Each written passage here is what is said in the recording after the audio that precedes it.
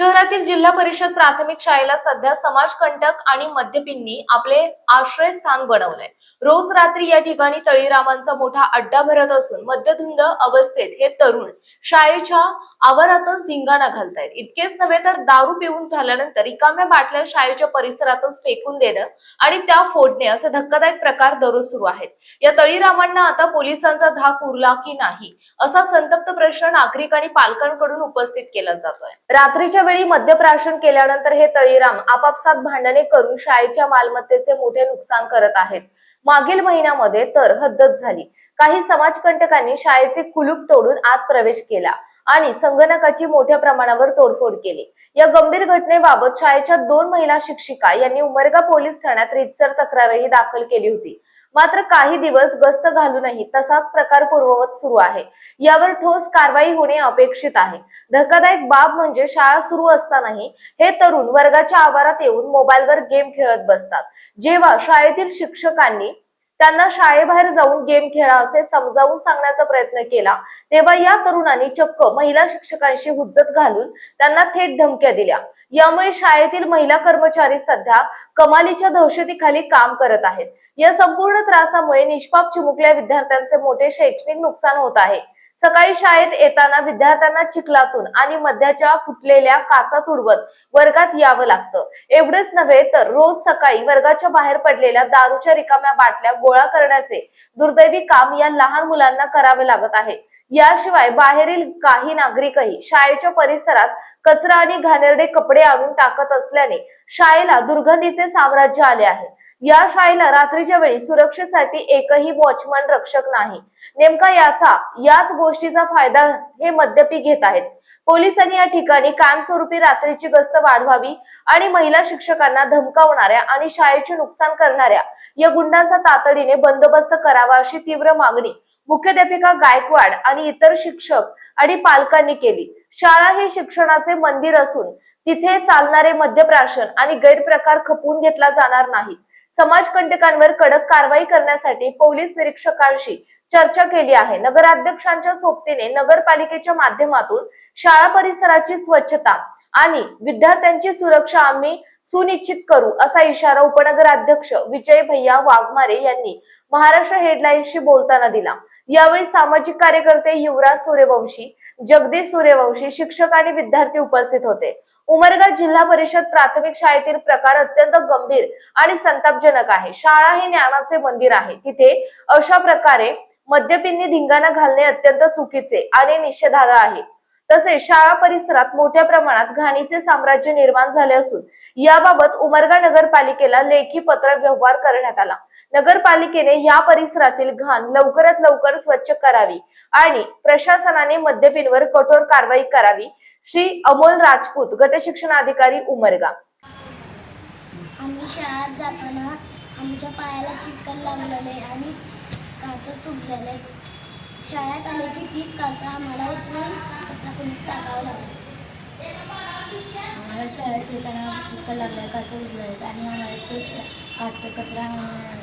कचराकुंडीत टाकावं लागलं। बाटल्या तर सोडतातच, पण पूर्ण न सोडता फोडून सगळ्या फरशीवरती आतरून जातात। सकाळी आलो शाळेत आम्ही पहिलं ते काम करावं लागतं आम्हाला। काचा भरणं, बकेट भरून टाकतो, काच विचून पाऊल ठेवण्यासाठी सुद्धा जागा राहत नाही सर, एवढे काच टाकलेले असतात। कुलप तोडणं, किचन शेडचं कुलूप तोडलं, तिकडलं बाथरूमचे कुलप तोडलेत, किती कुलप लावायचे?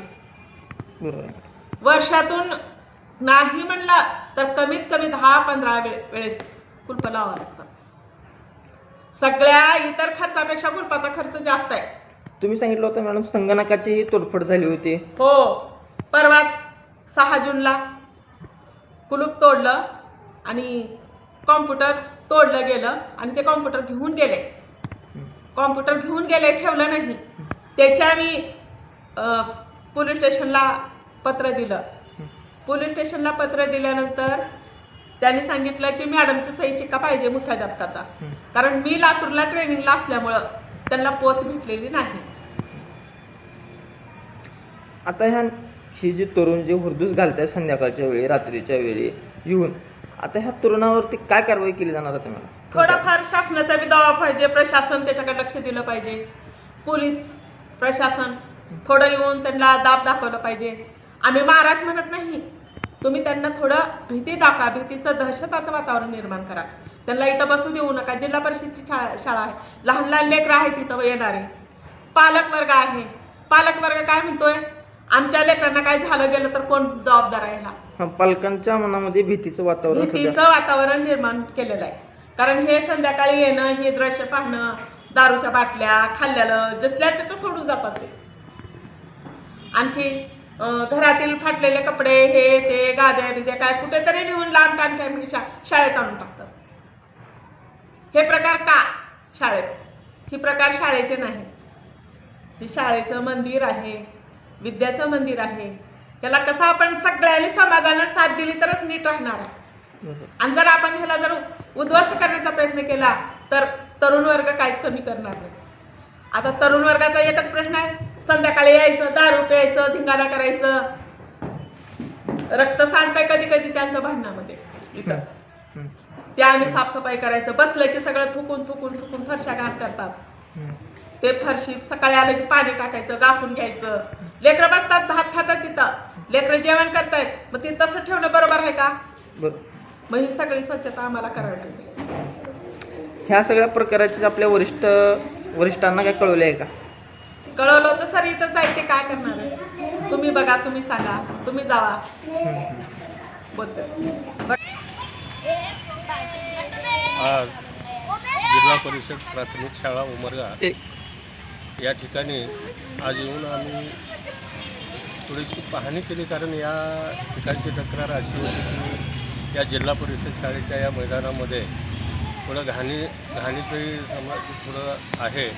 आणि दुसरी गोष्ट, काही समाजकंटक या ठिकाणी काय म्हणजे युवक पोरं या ठिकाणी येऊन बसून नशा, दारू पिणे, सिगारेट ओढणे, पुऱ्या खाणे, हे अशा प्रकारचं इथं थोडं त्या लोकांकडून चालू आहे.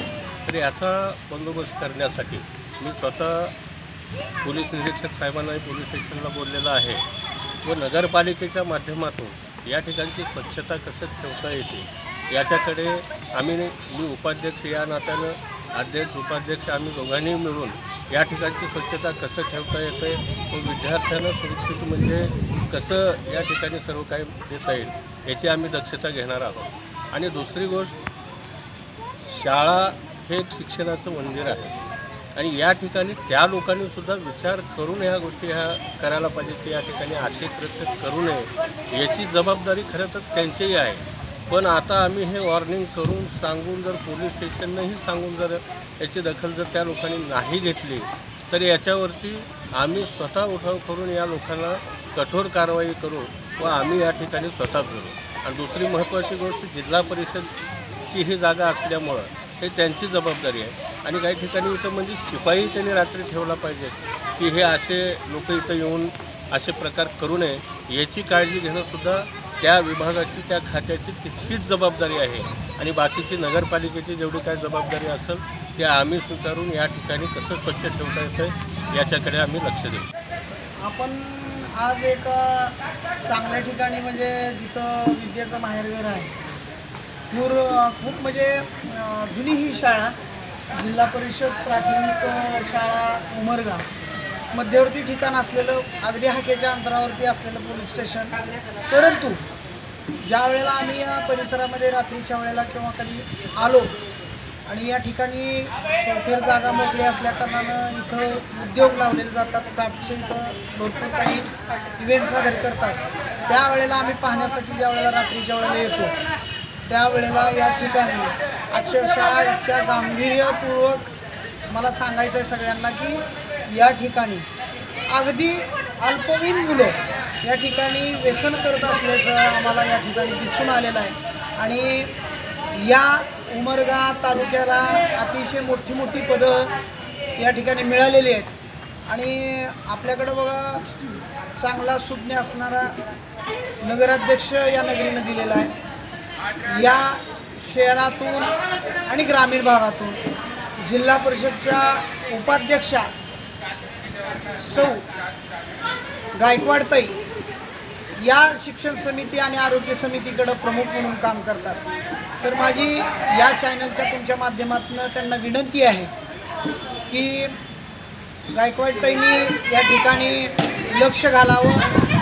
आज त्या पूर्ण जिल्ह्यामध्ये सर्व शाळा आणि आरोग्य केंद्र तपासण्याचा झपाटा त्यांनी लावलेला आहे. आणि आपल्या या मतदारसंघातले सन्माननीय आमदार प्रवीण कुमार स्वामी सर हे स्वतः प्राथमिक शिक्षक होते. त्या कारणास्तव आम्ही त्यांना पण विनंती करतो लोकप्रतिनिधींना की ह्या शाळेचे लावलेले बेहाल, इथं होत असलेली या तरुण वर्गांच्या माध्यमातून या सुसंस्कृत जागेचं बिभस्तीकरण जे चालू आहे हे कुठंतरी लोकप्रतिनिधीनं थांबवायला पाहिजे. या ठिकाणी अधिकारी वर्गांचं म्हणजे इथं BDOचं ऑफिस आहे, शिक्षण अधिकाऱ्यांचं ऑफिस आहे, परंतु या ठिकाणी कोणत्याही प्रकारचा रखवालदार या ठिकाणी ठेवण्यात आला नाही. आणि पाठीमागच्या ज्या गेटमध्ये आपण बघतो या गेटमधून ही माणसं, ही मुलं इथं येतात आणि रात्रीच्या वेळेला या ठिकाणी व्यसनाची अड्डे खोलल्यासारखं या शैक्षणिक संकुलनामध्ये प्रकार, इतका गलिच्छ प्रकार आम्हाला पाहायला मिळतोय.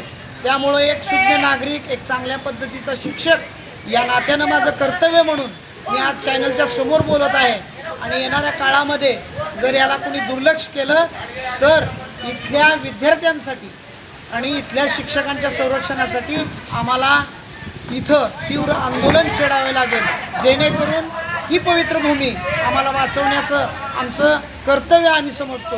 त्यामुळं लोकप्रतिनिधींना माझी विनंती आहे की आपण या ठिकाणी इथं वाढत चाललेला हा प्रकार आणि अल्प वयातली मुलं ही जी व्यसनाधीनतेकडे वळू लागलेली आहेत, तर कृपया करून इथल्या अधिकारी वर्गाने, इथल्या सगळ्या बांधवांनी माझी त्यांना पण विनंती आहे, आपल्या अधिकाराचा योग्य पद्धतीने वापर करून या चाललेल्या या घाणेरड्या प्रकाराकडं आपण लक्ष द्यावं अशी कळकळीची विनंती या चॅनलच्या माध्यमातून आपल्याला करतो.